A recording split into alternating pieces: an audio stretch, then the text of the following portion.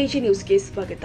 ಕೇಂದ್ರ ಸರ್ಕಾರ ಜಾರಿಗೊಳಿಸಿದ 4 ಕಾರ್ಮಿಕ ಕೋಡ್ಗಳನ್ನು ವಿರೋಧ ಮಾಡಿ ಸಿಐಟಿಯು ಹಟ್ಟಿ ಘಟಕದಿಂದ ಬುಧವಾರ ಹಟ್ಟಿ ಕ್ಯಾಂಪ್ ಬಸ್ ನಿಲ್ದಾಣದಲ್ಲಿ ಕಪ್ಪು ದಿನಾಚರಣೆ ಆಚರಿಸಿ ಪ್ರತಿಭಟನೆ ಮಾಡಲಾಗಿದೆ.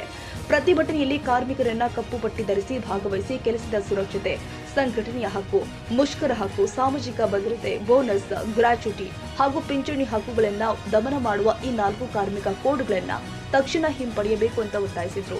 ಈ ಸಂದರ್ಭದಲ್ಲಿ ಮಾತನಾಡಿದ ಸಿಐಟಿಯು ಜಿಲ್ಲಾ ಜಂಟಿ ಕಾರ್ಯದರ್ಶಿ ರಮೇಶ್ ವೀರಾಪುರ್, ಕೇಂದ್ರ ಸರ್ಕಾರ ಜಾರಿಗೆ ತರುತ್ತಿರುವ ಕಾರ್ಮಿಕ ಕೋಡ್ಗಳು ಕಾರ್ಮಿಕರ ಹಿತಾಸಕ್ತಿಗೆ ವಿರುದ್ಧವಾಗಿದ್ದು, ಕಾರ್ಮಿಕರನ್ನ ನವ ಗುಲಾಮಗಿರಿಯತ್ತ ತಳ್ಳುವ ಪ್ರಯತ್ನವಾಗಿದೆ ಅಂತ ಆರೋಪಿಸಿದ್ದಾರೆ.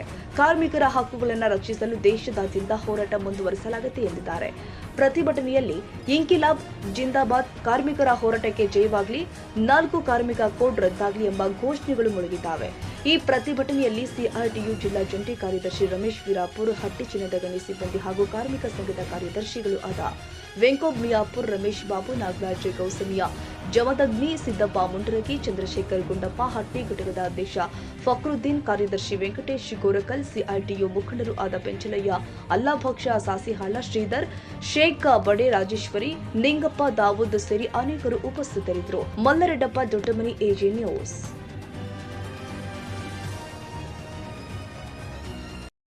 ಕನ್ನಡಿಗರ ಮೆಚ್ಚಿನ ನಿಮ್ಮ ಎಜೆ 24/7 ನ್ಯೂಸ್ ಕನ್ನಡ ವಾಹಿನಿ ಇದೀಗ ಟಿವಿಯಲ್ಲಿ ಲಭ್ಯ. ಒಂದು ವೇಳೆ ನೋಟಿಸ್ ಕೊಟ್ಟಿದ್ರೆ ವಾಪಸ್ ತಗೋತೀವಿ.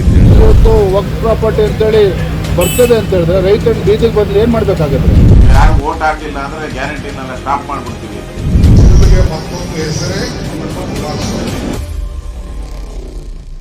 ಕರ್ನಾಟಕ ಮತ್ತು ದೇಶ ವಿದೇಶ 360 ಡಿಗ್ರಿ ಸುದ್ದಿ ಹಾಗೂ ಉತ್ತರ ಕರ್ನಾಟಕ, ಬೆಳಗಾವಿ, ಬಾಗಲಕೋಟೆ, ಧಾರವಾಡ, ಹಾವೇರಿ, ಗದಗ, ಬಿಜಾಪುರ ಜಿಲ್ಲೆಯ ಕ್ಷಣ ಕ್ಷಣದ ವಿವರವನ್ನ ಪಡೆಯುವುದಕ್ಕೆ ಎಜೆ 24/7 ನ್ಯೂಸ್ ಕನ್ನಡ ವಾಹಿನಿಯನ್ನ ಲೈಕ್ ಮಾಡಿ, ವಿಡಿಯೋಗಳನ್ನ ಶೇರ್ ಮಾಡಿ, ಕಮೆಂಟ್ ಮಾಡುವ ಮೂಲಕ ನಮ್ಮ ವಾಹಿನಿಗೆ ಸಹಕಾರ ನೀಡಿ ಮತ್ತು ಚಾನೆಲ್ ಅನ್ನ ಸಬ್ಸ್ಕ್ರೈಬ್ ಮಾಡಿ. ಧನ್ಯವಾದಗಳು.